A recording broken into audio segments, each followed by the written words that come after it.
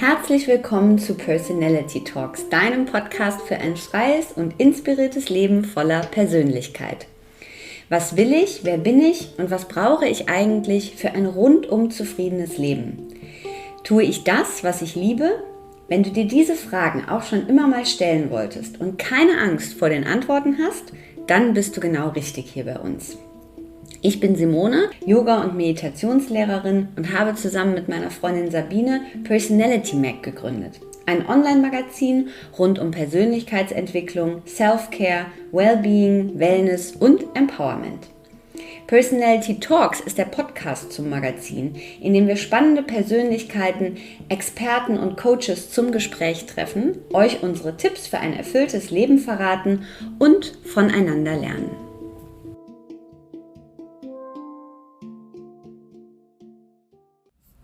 Hallo und herzlich willkommen zu einer neuen Podcast-Folge Personality Talks. Mein heutiger Gast, Lara Heimann.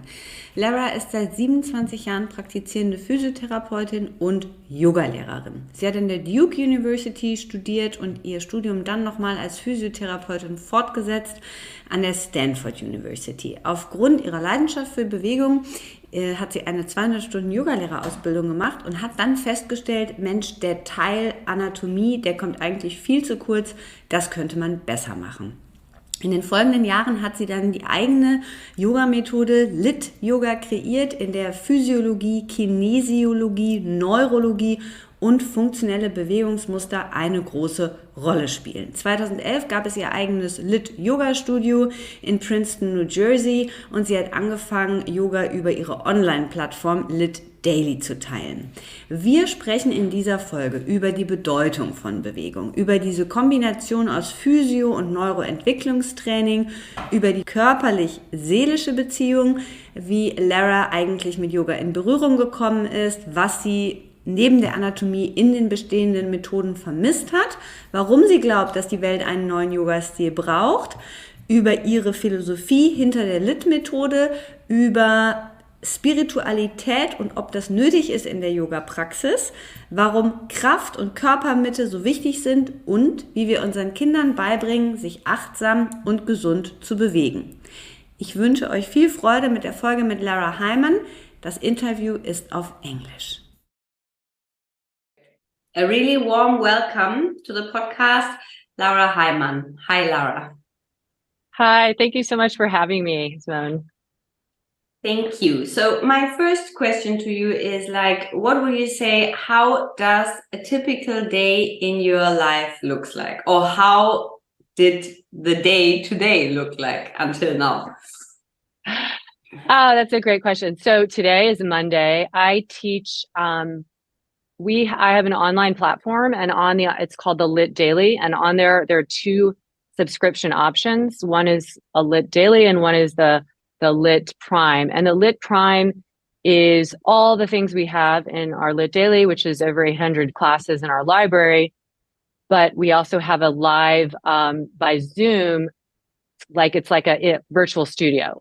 So I teach about 6 classes on that. So I taught this morning already a class on my LYT Prime.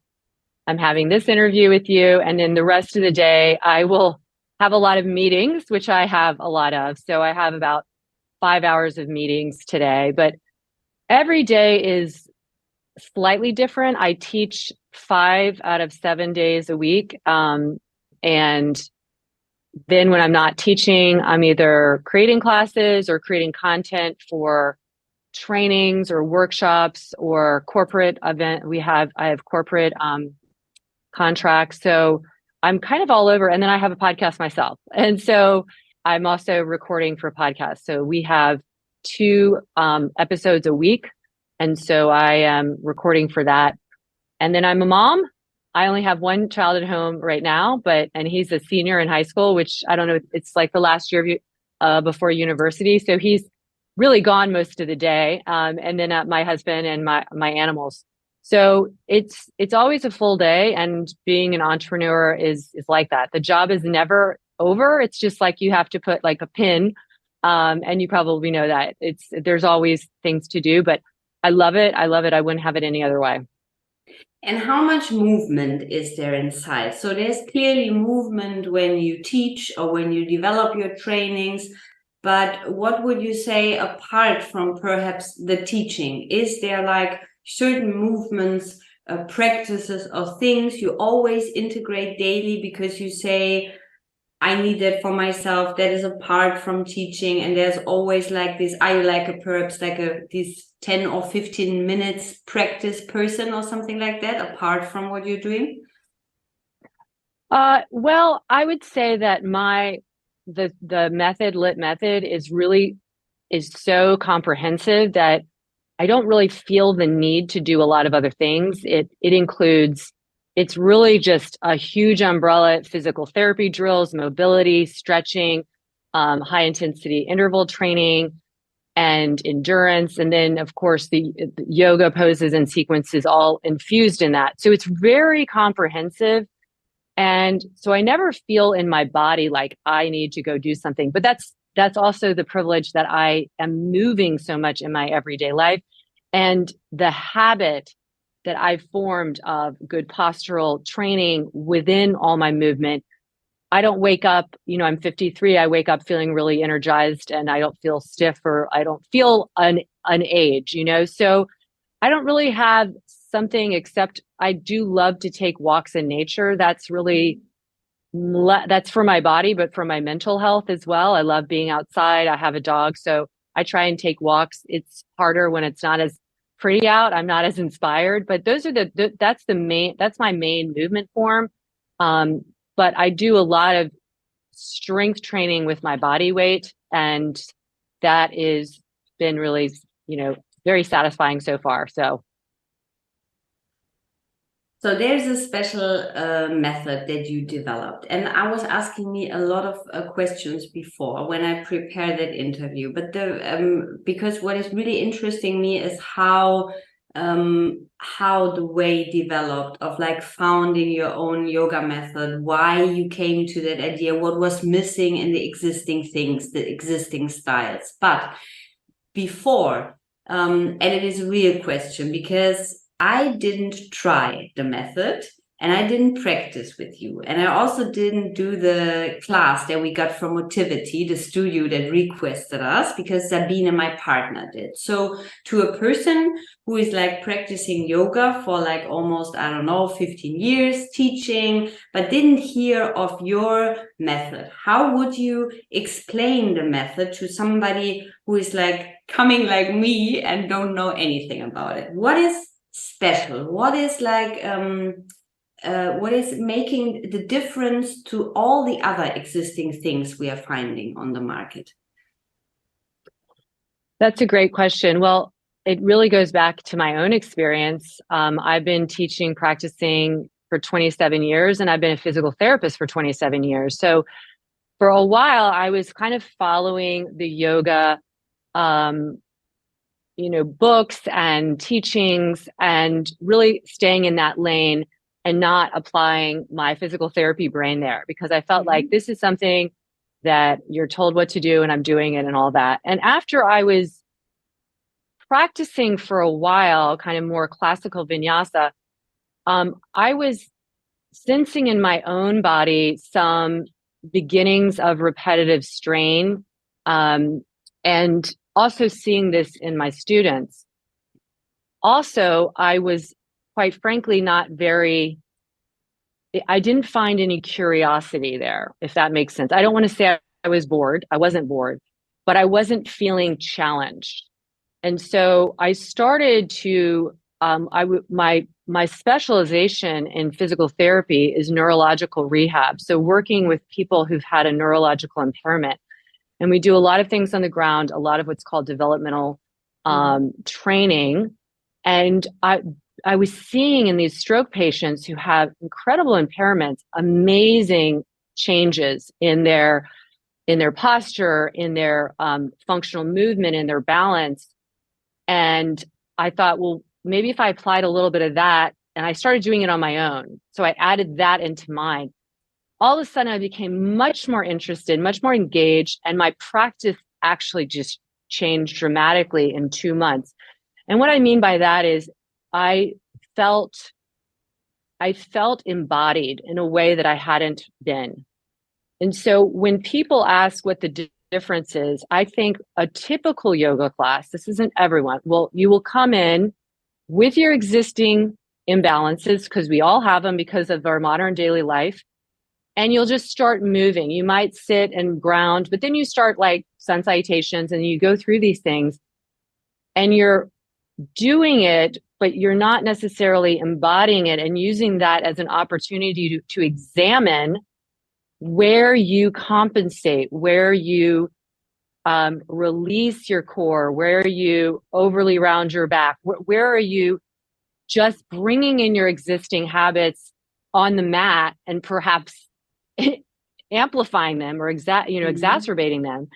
And with LYT, it is a matter of, we start by resetting. It's called the resetting our neutral spine and neutral pelvis, engaging our core in a variety of ways, the way we did as we were adapting in our developmental years, and then applying that new wiring to our movement.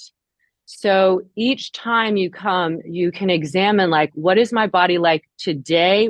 How do I need to retrain, rewire, reset to move with more efficiency? Efficiency can be translated as grace.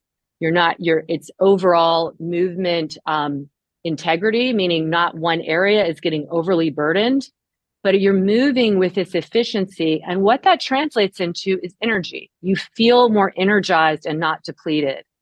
So I think that the big difference is we're examining how we can move better, how we can hold ourselves better, how we can breathe better.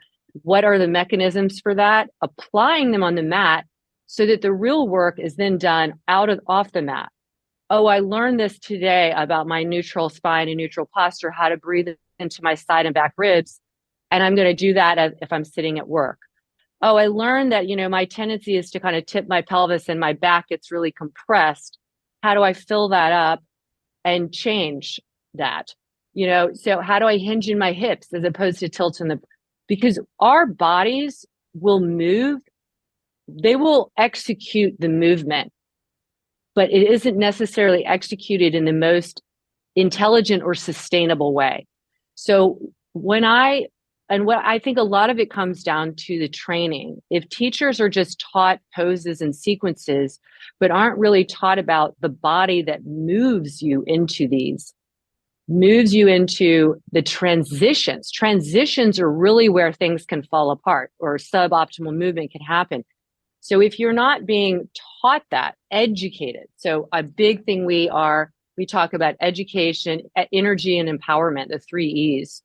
So when you get on the mat, I want everyone to feel like they're empowered. They know what this body is. It's not just something they're moving around, but it's like coming home and understanding it. Because I don't know how it is in Germany, but we're not taught anything about the body in grade school. There's nothing. You don't learn anything. You might have a gymnastics class or a gym class or something, but you're not taught about the body and the biomechanics and, how to hold yourself in space, how to strengthen your shoulders, which are really attached to the back at the rib cage. Most people just think of the shoulders as the humerus, the ball here, and don't even understand that most of their strength, stability, adaptability comes from the back of their body. So that's in a nutshell. I think that's the big difference, is that I want people to not just be injury-free, I want them to feel joy with movement. And to do that, there has to be a curiosity and education about this body, because it contains everything. It contains our history, our emotions, our breath, our organs of life, our energy, and our vitality. And so it's not just like this thing we move around, but it is really important we understand how to move it and serve ourselves the most optimal way. Mm-hmm. And take us a little bit with you. So you had been a physiologist, and then you had a long yoga practice. How was the point like where you came in contact with yoga? And perhaps also interesting to know with which kind of practice you grow. Are you coming from a vinyasa, ashtanga field around? And what was at the end the point where you had been saying, okay, this separation is not feeding me anymore, because what I was understanding is like you had this physiology part that was serving you, and you had your practice, but you didn't combine it. And I also read on the website, like, why are we separating this knowledge from the yoga practice? So where was the turning point? Was there like a personal experience or something? Yes, I think again, it goes back to I was working with this stroke patient and had him on all fours doing, crawling and quadruped movement, things that you might look around now and see this is done a lot more, but nobody was doing any kind of functional training, getting on the ground and doing a lot of stuff unless it was forward folds, right? And forward folds to me are like, why? Why are we doing so many of those? We're like folded in half all the time. So it was more just like, I think it was like an epiphany. I was like, wait, I've been taking off my PT hat and not examining the movement, and if this is really sustainable and empowering movement, and just kind of looking at like yoga can be approached a little bit like a religion, and that it has this box that you cannot change it. And to me, every movement practice, every spiritual practice should always be evolving, and should be evolving to the needs of the people that are practicing it. And our needs are different today than maybe you would say 100 years ago. And I think there's always an invitation to examine anything and think like, how can we shift this to make it work the best for a lot of people? Because also yoga in a vinyasa. So yeah, my background was in vinyasa. That's what I was really exposed to Ashtanga and vinyasa, which Ashtanga is a form of vinyasa, but I found it to be a little, I'm like very creative. So I found it to be a little bit boxed in, and you're kind of facing forward, and then you're facing side, and you're facing forward. And I was like, I want to go up, I want to go down, I want to go around the mat. That's how our movement variability is super important, not only for our joints and our tissues, but for our brain. Movement has been shown to be a massive, just a massive initiator for brain neuron growth and complexity. But if we're not really complex in our movement, if we're doing the same thing all over and over again, our brain gets bored. Our brain loves novelty. We have these like switchboards in our brain that turn on with novelty, that really pay attention. So I try and always incorporate something that's a little bit different and unique, not to be different for the sake of it, but because I know all of a sudden people pay attention more. Their brain is lit up. That's where we have growth. So we change our brain through our movement, and then our brain becomes better wired to adapt to movement off the mat. So I have tons of lit people who say, oh, I do this, and then I did this hike, and normally with hiking, I get pain in my knees or in my low back, but I hiked 15 miles and I felt amazing. It's a carryover that's happening from the body to the brain. And so I think I saw that so much in my neurological rehab that I thought, if I can do this with somebody who's very impaired and is making changes, then what would it be like if I just applied it to myself, an able-bodied person? And what I saw was an amazing growth in my own practice. And I think that curiosity was lacking, and it still is lacking a little bit in the yoga world, but it's changed a lot. When I get in and for me, it's critical thinking, like, why are we doing this? Why are we standing on our head? Our head is not made for weight bearing. And I remember being one of the first to really call this out. And a lot of people didn't like that. They're like, I love headstands. And I'd say, why do you like it? Your ego likes it. And there's nothing wrong with that. But your head, your skull, your cervical spine, your cervical disc, the arteries and veins that come out of there are probably not going to like it. And if you want to get strong and work on inversion, get your head off the ground and work on dolphin. Way harder. So something is harder. Sometimes people get bristly. And I'm like, let's like look at challenge as what it is, amazing. So it's I think that's what yoga has always been about, but it has, like, yoga can sometimes appear performative as opposed to as an inner exploration. Where do I get frustrated? Where do I speak negatively to myself? How can I change that through the work on the mat? And so I think all of those are brought in, but if you don't layer in the education, the why, then people are going to be kind of like stuck on this map of just doing it because their teacher taught them a certain way. And my teacher said that this is so good for my, whatever inversion, and they're not like thinking about, well, okay, maybe that is what that person found to be true, but we need to examine if it's actually going to work for everyone. So for me, even though my practice is seemingly looking advanced and stuff, I want to really let everyone know that everyone should feel welcome in a yoga class, because you start to learn about your body. You don't have to be able to do this or that or whatever. And so some of those practices, it was like you could either do it and not necessarily do it well, or you're not feeling very welcomed into that class. So I think all of it's layered in. I just really found that it needed a little shakeup and to make it accessible and sustainable. A lot of yoga practices, I dare say, you're not going to see many Ashtangis in their 50s or 60s practicing anymore, because they've just overly loaded their joints and it's not working anymore.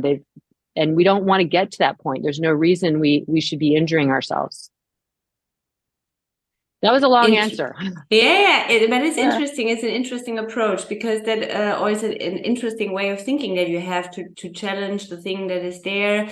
I'm always I'm honest with this, because I think on one hand it makes a lot of sense what you're saying, like in challenging the thing, what is good for every individual body. Also, when 20 people are in class and you teach a quite advanced class, you will have people that are not feeling this is good for my hips or this is good for my neck or whatever.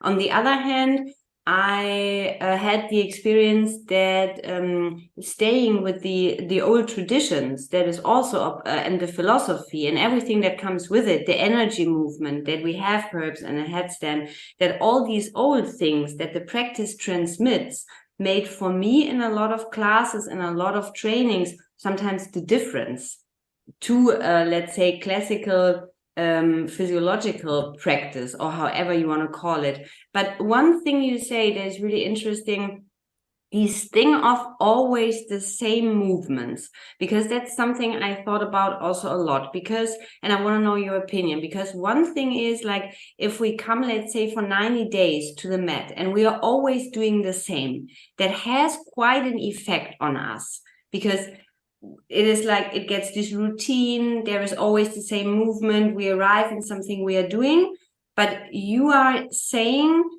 quite, or you said, let's not always do that, because if we are always doing the same, our body gets used to certain things and we are perhaps falling always into certain movement patterns. Something I also witnessed with myself. So would you say that, like, always doing these same movements over and over again is really something that the body and also the brain don't need, so that we, like with your method, how you are doing it, like that we always need these new impulses, and always, if it's like, and also if it is just one little thing that we are changing? Yeah, I all of that. So I will say, like, the blueprint of a LYT class, there is repetition in it, and there is a thread line. So from one class to the other, you are getting, it's not like every class is totally brand new. We start off with a reset. We start on the back. We usually do a bridge, some kind of core abdominal work. We come into quadruped. We do some kind of movement there. We come into dolphin. All of that is to ignite the postural muscles, because the postural muscles for a lot of people are not as strong and stable as they need to be. They're not as easy. They're not as wired to fire quickly, which is what they're really made to do. So the postural muscles are, I have a skeleton behind me, but if you imagine a skeleton and you start layering on muscles right on the bones, the ones closest to the bones are your postural muscles. These are muscles that are incredibly important for energy. They can handle long amounts. They have endurance capacity to them. But if we are overly using the muscles above them, the more superficial ones, those get tired quicker. And then we feel tired. So when we talk about energy and transmitting, our bodies are energy, and therefore they impact our movement, they impact the way we feel in our head, they impact our emotions. So we always start with a reset to really start basically infusing that energy and connecting to it. Then we start our movement patterns, and within the LYT class, we have some of the standard things you'd see in other class. We have Sun Sal 1, which is a little different. We do a 90-90 lunge, not a traditional Anjaneyasana, because that's a half kneel. That is part of the developmental sequences we did when we were young, when we came out of the womb. Half kneel gets our spine in alignment, our pelvis can open up the front of the hip. We don't have to sink into our pelvis in that Anjaneyasana style, which is really just sinking into joints and not holding with our postural muscles. So it's done really intelligently. It's lighting up the postural muscles so that we can then expand out and start to move in all kinds of ways. So that's where we bring in some of the creative movement you aren't necessarily doing in daily life, moving in all the different planes of biomechanics. And then we do what's called a stream, where we repeat these sequences with some add-ons, some changes, some amplifications, maybe some plyometrics, maybe some hopping, handstanding, whatever. Those are always optional. That's the great thing. It's like you can decide for yourself. Do you want to take this option, or do you want to stick with what we did the first time? And that is that encoding in the brain wiring. We do repeat those sequences in the stream to allow for that. It's the hard wiring to layer down. So we want novelty for that switchboard in our brain that really lights up for novelty, which influences the parts of our brain that are important for processing, memory, like our hippocampus. And then, so we want those novelty things, but then we layer with the repetition to hardwire it in our motor cortex. So less repeating and more like little influences, little changes. Yeah, I think the difference is you're not coming and doing the same routine every time, but you are redoing the same blueprint. So the blueprint is the foundation, and then within it we change things up. That's why we have over 800 classes in our library, because there are so many different ones. Each one has a theme. But what you will find across the board, whether it's a 15-minute class or a 90-minute class, is the blueprint is in there to some degree. There is a question that came up from another interview. How important is the teacher?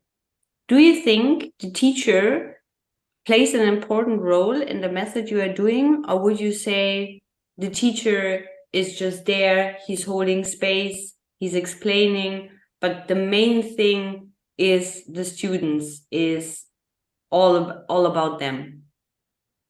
No, the teacher is very important, because you can have a beautiful language written out, but the orator is the one who is bringing the energy to it and is impacting how it lands for people. So the teacher, everyone has to go through my training to teach on my platform. We have over 800 teachers around the world who are teaching, like in studios, like Jennifer and Jen are. But they're very important because they're educating. You have to be educated about your body, because most people aren't.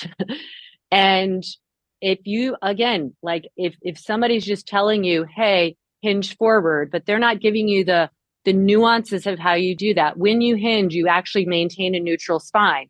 You maintain engagement so your rib cage doesn't thrust forward and it shortens your back body. And to do that, a lot of people have to really bend their knees, and that's great.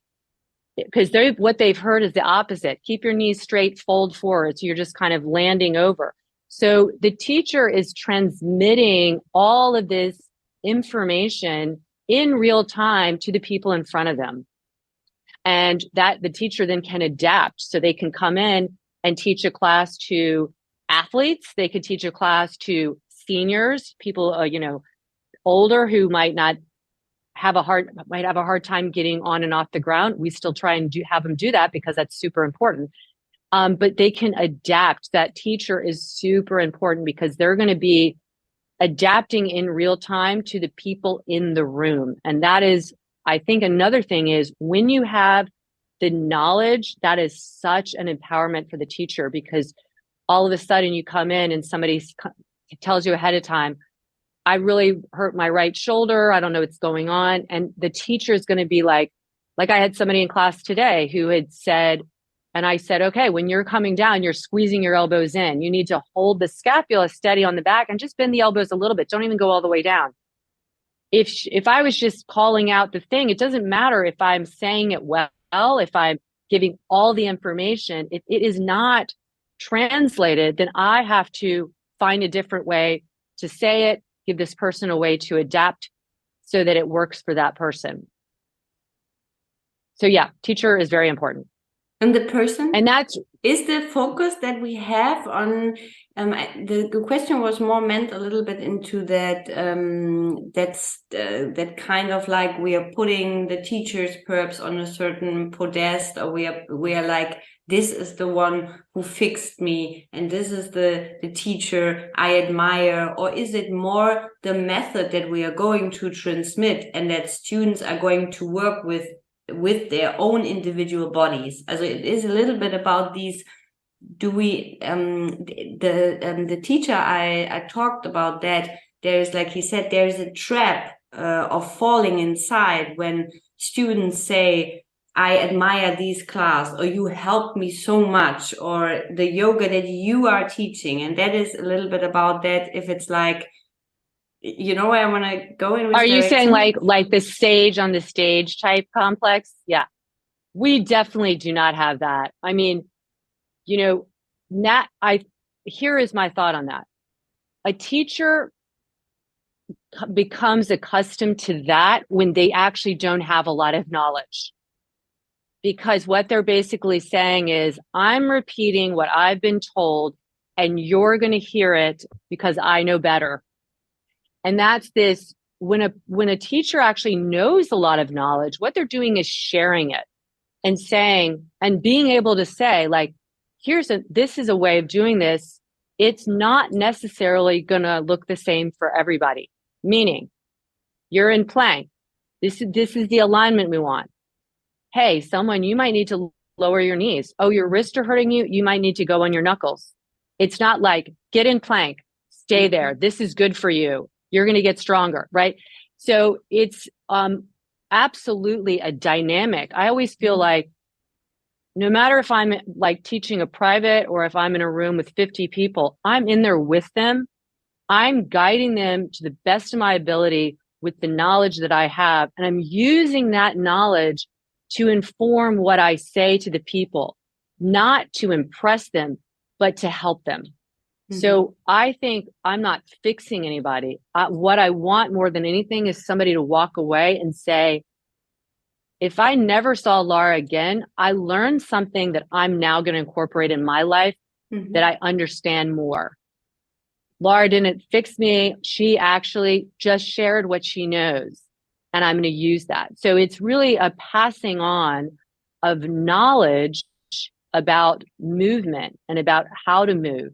And that can be received in many different ways. But it's never that like, do everything I say, I know best and blah, blah, blah. Yeah, that doesn't work. Again, I think that comes from people who actually don't know very much.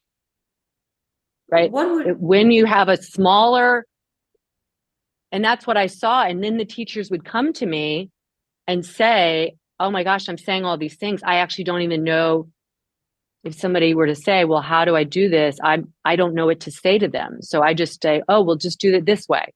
So it's like when you don't have as much knowledge, you don't have as much critical thinking because you don't have the expansiveness. And what I really want for myself and for my teachers is to be able to serve people, to be of service. And that's why people go into wellness, hopefully, is because they want to help people feel better.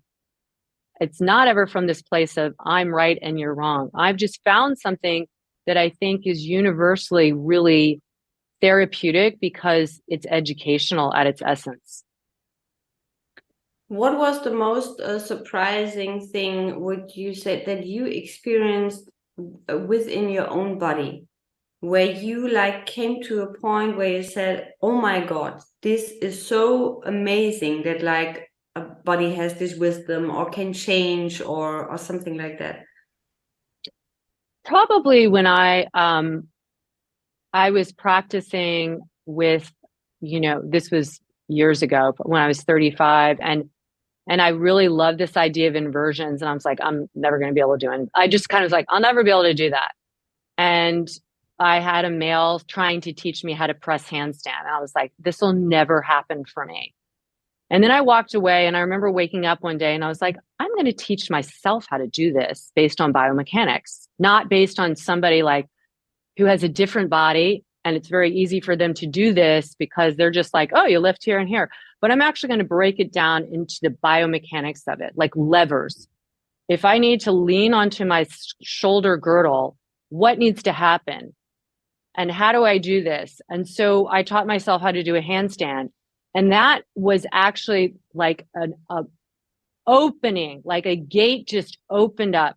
Because what I realized is when you do understand mechanics of the body, you can do a lot of things. It might take a very long time. Like if I wanted to lift 500 pounds, I'm not saying I could do that. There's going to be, a cap on it, but I could learn to lift a lot heavier, but it would take a while. I have to do little load, check my mechanics. It's very similar with these other things. So that to me revolutionized everything. And so I started incorporating that in my classes and saying like, you don't need to learn how to do it. You don't need to ever do a handstand if you don't want to.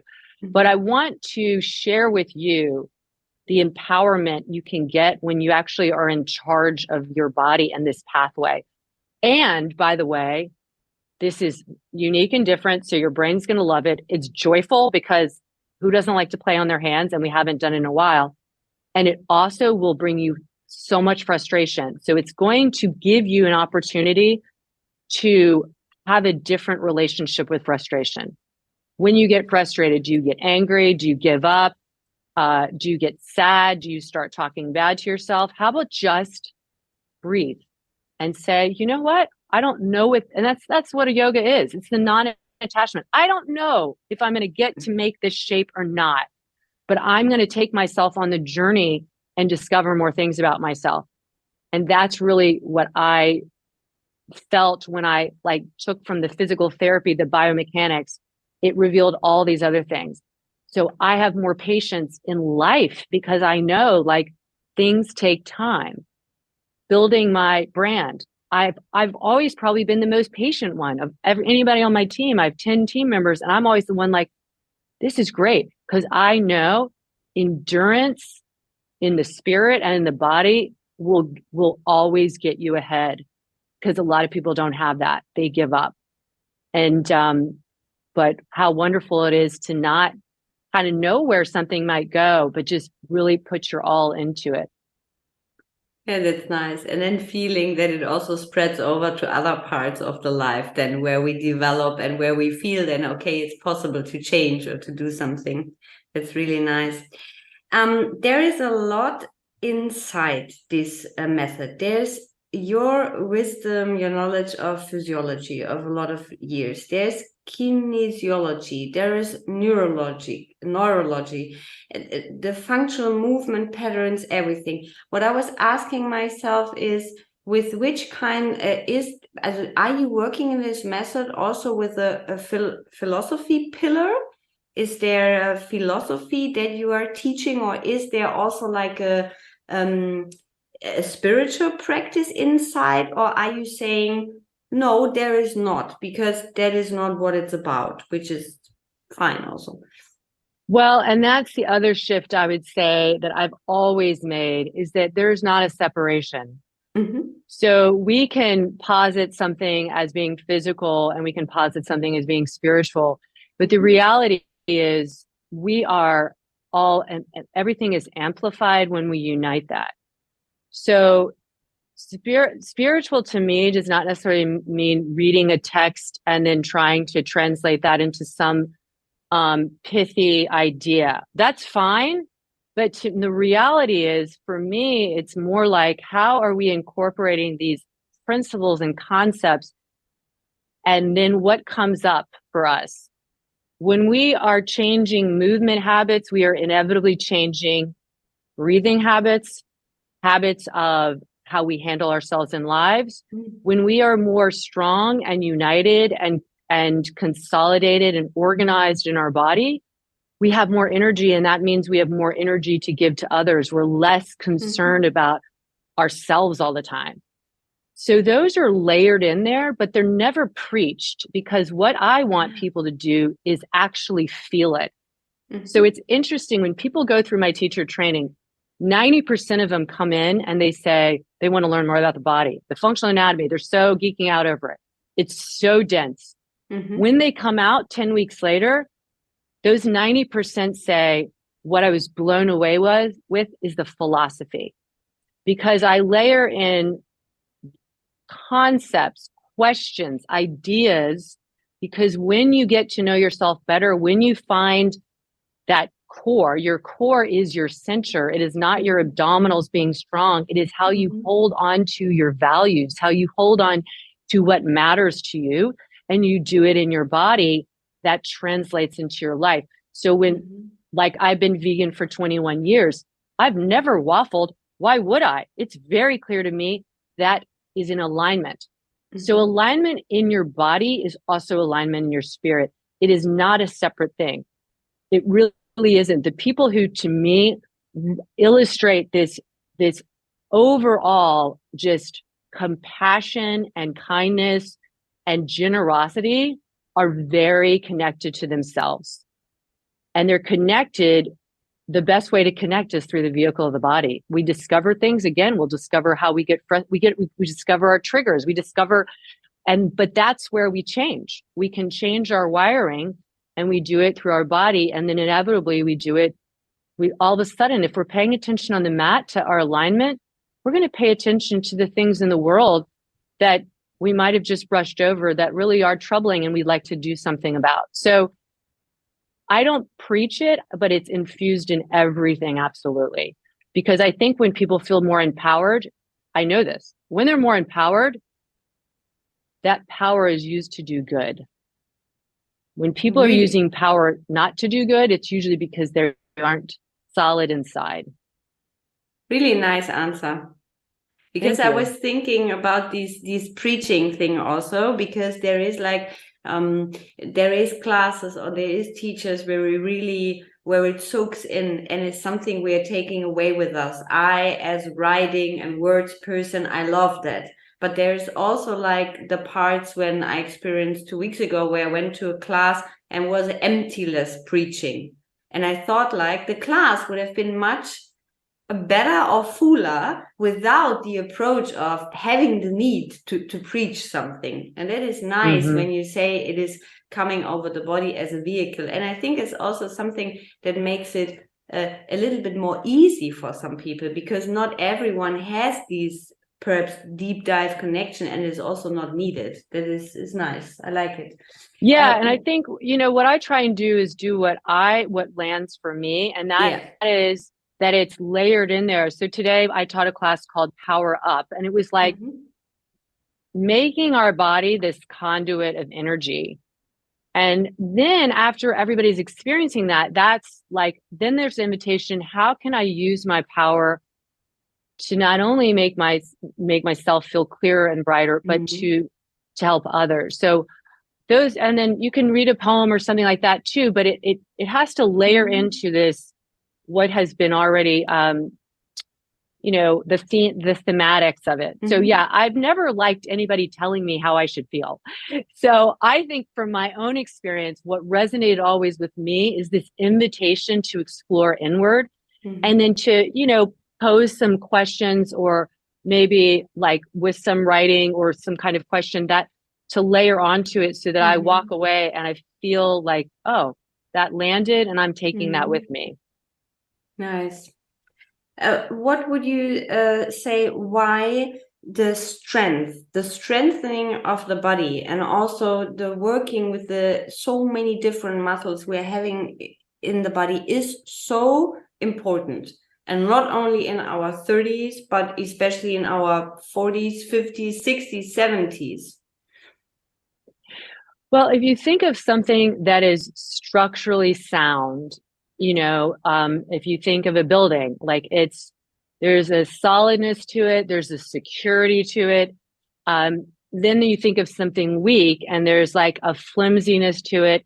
There's a lack of security. So at many levels, the metaphysical and the physical, we need strength to really move through life, literally, metaphorically. Life is going to challenge us, and to fall apart is going to be easier if you aren't really held as strong into center. And with that, we need to feel strong in all directions with all types of movements. When we're lengthening, when we're contracting, we need to feel it in all kinds of ways, that we always have this sense of structure. So I talk about, again, the house. You frame your house, you build the foundation. So we do that from our pelvis, our spine, all of our core muscles, our postural muscles. And then you can add on the lovely, things on it. But it relies on the foundational structures. And strength is doing that. Now, strength at a physiological level, you have to challenge your bones and your muscles and the soft tissue connections so that they can hold their strength. You're in bed for a week and you lose strength, not moving, right? You do lose strength. So just think about that over the years. All the people that are spending 12 hours a day sitting, not moving, they are diminishing their strength. And then it's not that getting older, you're just necessarily going to be weaker, but it's like compound interest. You've had more years of not working on your strength. So the diminished strength really shows up in the later years. And then of course you've got hormones and stuff on top of that, because our hormones are not just there for sexual reproduction. They are there for everything in our body, for our neurology, for our heart, for our bones. So one way you can, kind of like biohack your strength is really adding load, and working on it so that you can maintain your structure and you feel strong and vital and not fragile, because fragility is not a good feeling. Nobody wants to feel that way. We can't handle our emotions as well. We can't handle other people's emotions as well. We can't handle situations as well. So the idea is to have strength, because strength in this way is about integrity. And from all of your trainings and people you work with, what would you say is in which part of the body appears the biggest problem, or with which part the people always have issues or questions about? Well, I'll answer that by saying, because there's a lot, but really the biggest problem area that affects everything else is your core. So just take your limbs away, that's your core. And so that's also, that's right. why you're saying on your website, when you connect to your core, it changes life. Changes everything. Changes everything. I didn't want to interrupt, but I like that sentence. That's why I wanted to just... It changes everything. So when somebody says, I have an elbow issue, I have a knee issue, I go to the core, because it might be expressed there, but the issue has started in the center of the body. Because this is the structural foundation of our house. So if we're not holding this well, it might show up in the low back, it might show up in the neck, it might show up in the shoulder, but it could also show up down the chain in the limbs. So the biggest issue is always the core. And when you really learn how to, the thing about engaging the core, it's very, when you get it, you get it. But until you get it, it just seems like, oh, do I just hold my belly in? It's you train your brain to know how to hold yourself in space based on the demand. I'm sitting in a chair. I don't want to slump, but that's all that the major demand is. So I'm sitting up tall. I have a small engagement in my postural muscles. They have a lot of, like I said, they are made for long distance. They can do this. But if I haven't trained it on my mat, I'm going to start to slouch, and that'll feel okay. For me, slouching, my brain is like, what are you doing? So what you get with your core is your core has a huge connection into your brain. When you are stronger in your core, the connection and wiring and messaging from your brain is faster. You are more in touch with, this doesn't feel right. I'm not in alignment. You're more in touch with your gut. This doesn't feel right emotionally. I'm not in alignment. It affects everything. So when people talk about core, it's not doing a bunch of sit-ups. It's literally challenging your core, which is everything about your limbs, in a variety of positions with the demands of gravity, with the demands of your body weight load, with demands of different levers, which is when I change my elbows and I bend them versus straightening them. Those are all kinesiology and physiological changes that also create a neurological change, which makes your core stronger. So we just want what's called an adaptable core. I don't need to be like working really hard to sit tall unless I'm usually kind of slumpy, and I might, then those people do have to, try and work harder. Interesting. As a mom, what would you say? How we teach the kids to move like in a mindful and in a healthy way? Or how did you taught your kid? I think the number one thing is to model it. I never told my kids, hey, get on the mat with me, but they saw me moving. We did things together that moved. My kid, my children and my husband, we've done 3 coast to coast hikes through England, through Scotland, through Wales. It's part of our lifestyle, and I model it. Mm-hmm. So my son is going to play basketball in college next year. He was recruited for that. I didn't tell him like you need to practice all the, but he has seen me practice over and over every day. And so he knows, like, it is just in him. I'm going to practice. I know that to do this shot, I'm not going to do it 10 times or 100. I'm going to do it 10,000 times. And so I think it's just infused in our life. My daughter is also really into movement because movement brings joy. Movement is the thing that can shift you from being in a shitty mood to a good mood more than anything else, more than watching a show. All you're doing when watching a show, and there's nothing wrong with it, is you're just putting a pause on the feeling, but it's going to stay. But how you actually shift out of a negative feeling to a better feeling is through movement. Which movement you are doing? If you are having like a really shitty day, or you wake up and you feel directly, oh, it's grumpy, or I'm in a bad mood, is there a certain movement that you like always do, or are you just getting in a mat freely and I just need to move and then it's going to pass? I would say I don't have that often, but if I always roll one shoulder at a time. Like this to me is literally like scrubbing the fascia of the neck, the shoulder, if I've been on the computer. And I just kind of like, it's like almost like a flap, but it's also moving some fascia. If I really had something that I wanted to like get out, I would do some kind of plyo, some kind of like jumping up and down. It can be 1 minute. I promise you, or shaking, doing core work. People do core work and they say, oh my God, my anger came up and I almost felt like I was going to scream. And I say, okay, good. Like, that's good.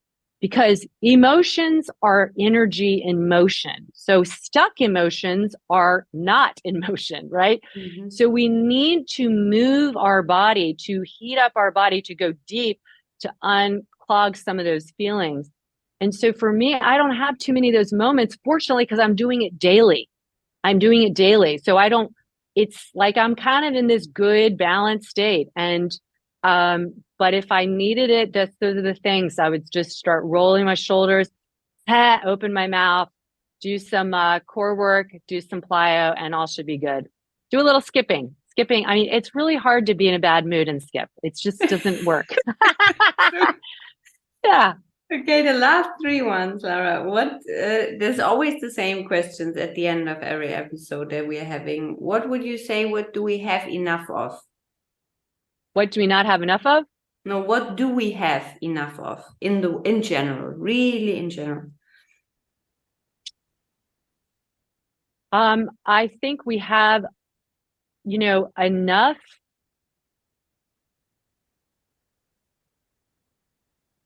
Well, that's an interesting question. What do we have enough of?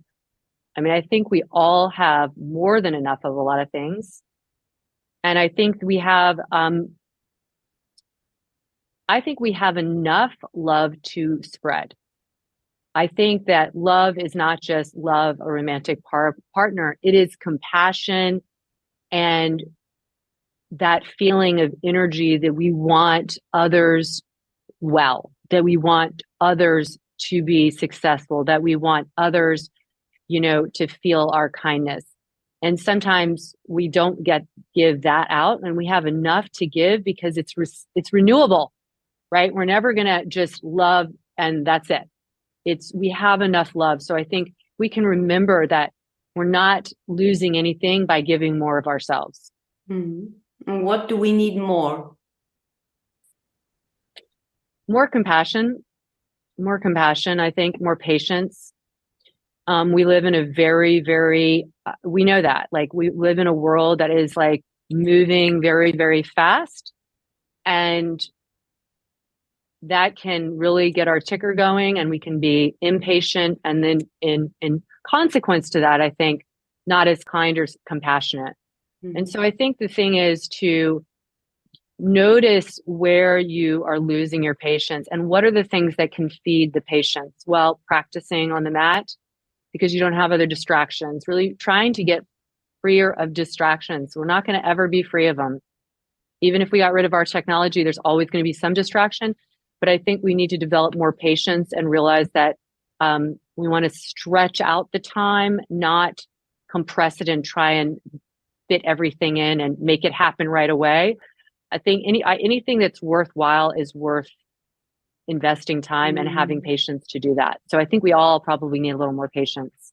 What was the last thing that inspired you? Mostly it's a book that people are suggesting that they read, the last book, but it can also be a film or a piece of art or something like that, whatever you had. Well, I recently read a beautiful book called Homegoing, and it is beautiful because I've been in Africa 6 or 7 times, and so it's really about all of the connectedness of Europe and Africa and colonizing, and America and Africa and being part of the slave trade, and then it spans about 100 years. And just this idea of, stripping somebody from home, but not just stripping them from their physical home, but from their rights and their inner home, and it's such beautiful writing. And it's really I think it's important to realize, like, our capacity for as humans for like horrible, evil things. Because that makes it even more important that we show up with compassion and love, because we know these exist. And so this book it's just magnificent and like heart-wrenching and all of those things. So check it out. Sounds really good. Lara, thank you really, really much for your time, for the really interesting answers, and for talking about your method. So who's interested to practice with you and to know more and to get into all of this knowledge can practice with you in Germany. So tell us when you are hitting the stage here, and also a little bit perhaps about, because there's also the possibility to practice online with you all the time. There's a huge online studio. Yeah, so you can just go to LYT-Yoga.com. It's LYT. And so back to that idea, like LYT stands for Lara's yoga technique, but it's also this acronym for feeling lit up, because when you move well, you feel well, your spirit is lit up. So it's we don't separate it. It's all comes together. And I just want everybody to feel more lit up, because it's a very, like, my community is a very happy place. It's a really lovely place, very communal. And that's very important to me. So we have a really wonderful community, lityoga.com. You can look on there for my online classes at the Lit Daily, and then my online teacher training. I have a 200 and a 300 hour training. And we also have a directory with people all around the world who've been trained by me and things that we're going to be doing. So yes, we're coming to Europe. We're in Frankfurt, July 18th through 20th. And I'm going to be teaching, I think it's a Tuesday, Wednesday, and Thursday nights. But that information will be, if you go to lityoga.com and look at like other or workshops, that'll be under there. Yeah. And then you can find me on Instagram, Lara.Heimann, and Lit Yoga Method. Both of those on Instagram. There is a huge Instagram channel, huge because of a lot of followers, but also huge because of a lot of videos that you are showing, and you're giving special instructions, and there is a lot to learn and a lot to find when there is little injuries or things we are stuck with in the practice. So thank you so much. We are putting the dates in the show notes so that people can see it also after listening to you. And yes, thanks a lot. And I wish you a wonderful day and a wonderful week, Lara. Thank you so much, Simone. I really appreciate your time and your wonderful questions. Thank you. Thank you.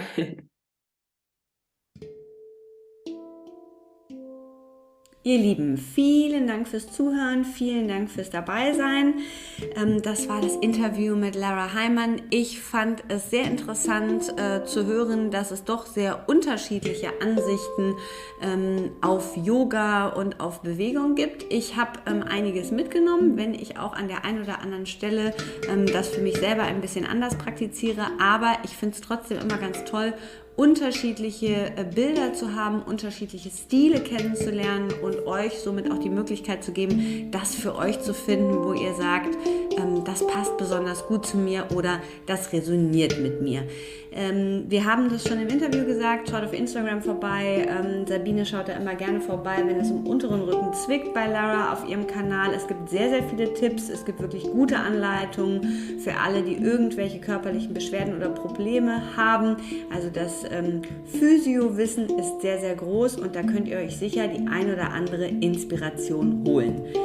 Vielen Dank, dass ihr dabei wart. Wer die LYT-Yoga-Methode ausprobieren will, findet im Abo eine tolle Klasse von Motivity. Das ist ein Studio in Deutschland und die beiden Mädels haben bei Lara gelernt und haben eine tolle Klasse zur Verfügung gestellt. Alles Liebe und bis bald, eure Simone.